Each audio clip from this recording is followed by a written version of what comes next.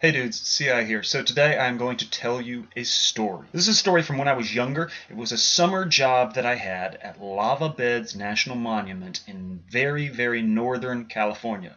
It's the desert. It's a park that is based around these lava tubes, which are caves, but they're formed by an old volcano and blah blah blah blah blah blah. I was there for the summer doing a job. It was volunteer. It was cool. It was awesome. There was another girl there. She was also there for the summer just doing a job, and her job involved bats. Her job was to go around to the different caves and count the population of bats. Very cool job, right? Not my job, it was her job. But one day she said to me, "Hey, would you be willing to give me a hand counting bats at this one cave?" And I was like, okay, I don't really know how to count bats. She says it's super easy. You're just there in the entranceway to the cave, and you look up at the sky, and when a bat passes over you, you're looking up at the sky, so you see its silhouette, and you count it.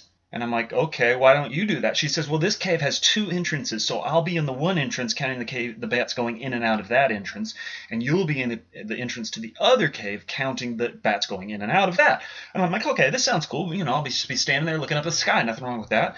Bat goes out, I count it as one. If a bat flies back in, I subtract one, and over the course of the hour that I'm there, I will count how many bats have left the cave, and I'll get a population. This sounds like a fun way to spend an hour, and a great story that I can tell people someday. So we go to the cave, and I immediately see that there has been a huge bit of information that was not given to me. When I imagined this cave, I imagined that I would be standing, or at the very least, sitting and looking up at the sky. No. The entrance to this cave was about 2, maybe 3 feet high. And what I had to do was lie on the ground, on my back, in the entrance to the cave. And if it was 3 feet high, since I'm now lying on the ground, it is no longer 3 feet high. It is now about 1.5 feet high.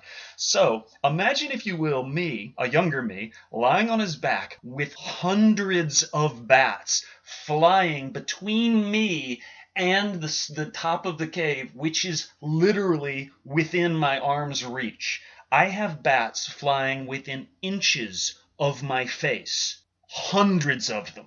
And I'm lying there on my back, and I cannot move. All I can do is count them as they go past me.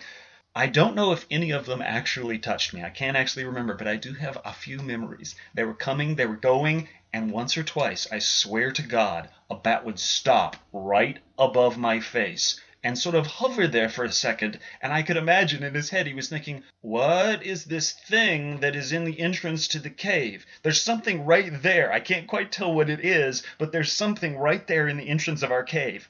Of course, that something in the entrance of their cave was me, terrified out of my goddamn mind because I am inches away from hundreds of flying bats, and all I can do is sit there paralyzed with fear while counting.